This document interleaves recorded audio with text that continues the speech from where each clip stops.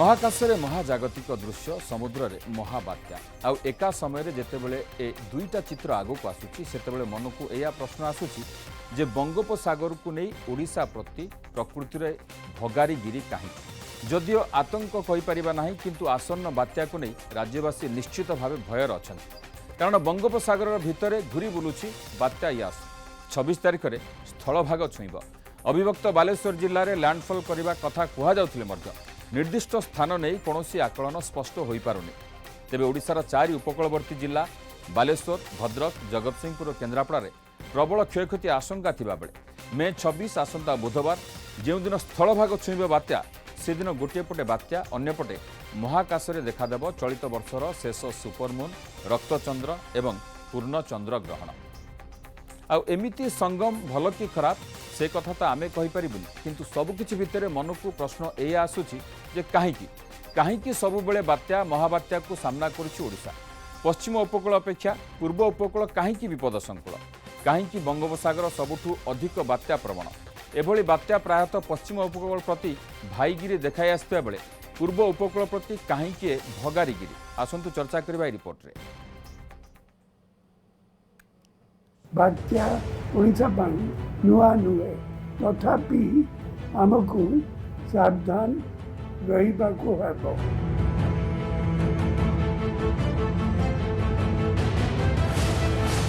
महाकाशरे महाजागतिक दृश्य समुद्र रे महाबात्या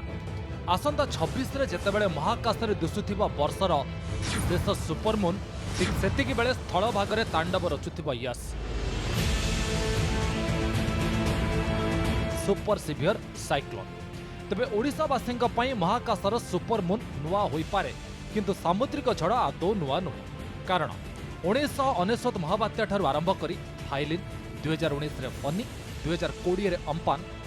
एमिति एकाधिक सामुद्रिक झड़ देखिछि ओडिशा झड़र मुकाबिला करिसेंति ओडिशावासी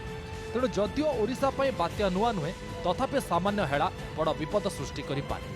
सेतिपई कोविड सह बात्या मुकाबिला करबाको सरकार संपूर्ण प्रस्तुत एमिति समय आपणक सहयोग एकांत आवश्यक बोली राज्यवासी को संबोधन करी कहिसेंति मुख्यमंत्री नवीन पट्टनायक।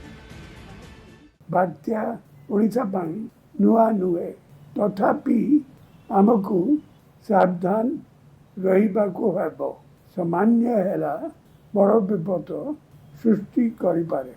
सरकार बात्या और कोविड दुईटी जाक परिस्थिति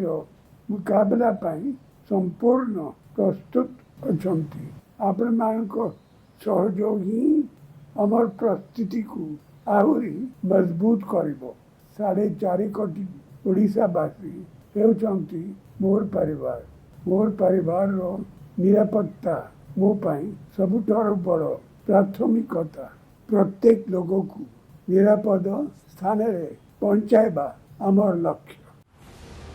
बात्या मुकाबिला पाई उभय केंद्र और राज्य सरकार प्रस्तुत वायुसेना अलर्ट उद्धारकारी टीम सजग थिबा बेले संभाव्य प्रभावित राज्यगुड़िक सह आलोचना करी स्थिति समीक्षा करिसेंति प्रधानमंत्री और गृहमंत्री। महाकाशरे महाजागतिक दृश्य एक संजोग मात्र जहाँ पछरे रही ज्योतिर्विज्ञान चलित वर्ष एप्रिल 26 रे प्रथम सुपरमून देखा देथिबा बेले आसंता बुधवार दृश्यमान हेबो द्वितीय तथा शेष सुपरमून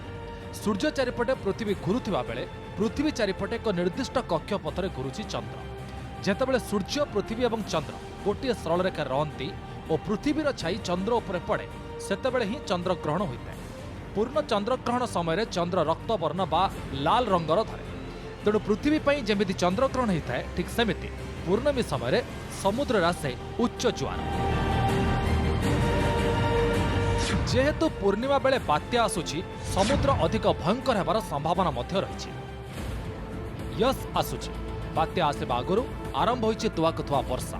अति भीषण सामुद्रिक घूर्णिझड़ भावे यह 36 घंटा सक्रिय रहिब उपकूल अतिक्रम करने समय पवन बेग घंटा को 165 किलोमीटर पर्यंत रहिब एवं झटका 185 किलोमीटर पर्यंत मारिब प्रबल अति प्रबल वर्षा सह समुद्र में 4 मीटर पर्यंत उच्च ढेउ आसीपारे बोली आकलन करा जायछि। तेबे प्रसंग एया जे बंगोपसागर रे काहेकि होछि सबुठ अधिक बात्या काहेकि बेसी प्रभावित होछि उपकूल ओडिशा निकटरे अरब सागर सृष्टि होइतिबा सामुद्रिक बात्या तौते पश्चिम उपकूल उत्पात रचिथिबा बेले एबे पूर्व उपकूल को चिंता तेबे या तो ठीक कि पश्चिम उपकूल अपेक्षा पूर्व उपकूल सबुठ अधिक सामुद्रिक बात्या प्रभावित होउतिला एवं हेउछि मध्य। भाई नुहे भगारी भली दाउ साधुछि बात्या महाबात्या। हिसाब जदि देखिबा तेबे भारतीय उपकूल रे गला 120 वर्ष रे आसिथिबा सामुद्रिक बात्यारू 14% आरब सागर सृष्टि होइतिबा बेले 23 टी घूर्णिबात्या भयंकर रूप नेबा रेकर्ड रहिछि। किंतु पूर्व उपकूल बंगोपसागर रे 86% सामुद्रिक बात्या आसिथिबा बेले 77% भयानक होइछि। आ बंगोपसागर रे अधिक बात्या आसिबार मुख्य कारण भाबे एया ही कुआ जाउछि कि पश्चिम रे अरब सागर और दक्षिण रे भारत महासागर रहिछि। एहार वायुमंडल प्रायतः ठंडा और ठंडा महासागर जोगु गरम उपसागर जहाको आमे बंगोपसागर बा बे ऑफ बेंगल कहूछु एटी बारंबार घूर्णिबात्या सृष्टि होछि। एहा ही एभली प्राकृतिक विपर्ययर सबुठु बड़ कारण। देशर पश्चिम उपकूल अपेक्षा पूर्व उपकूल अधिक समतल, जेउथिपाई पश्चिम उपकूल आसुथिबा बात्या प्रायतः रास्ता बदलाई थाए किंतु पूर्व उपकूल रास्ता बदलाई पारेनि बात्या। तेबे केवल अरब सागर नुहे उत्तर पश्चिम प्रशांत महासागर रे सृष्टि होता घूर्णिबात्या मध्य चीन सागर रास्ता केबे केबे बंगोपसागर को चली आसता है। तेणु बंगोपसागर प्रायतः चापरे रही है, जो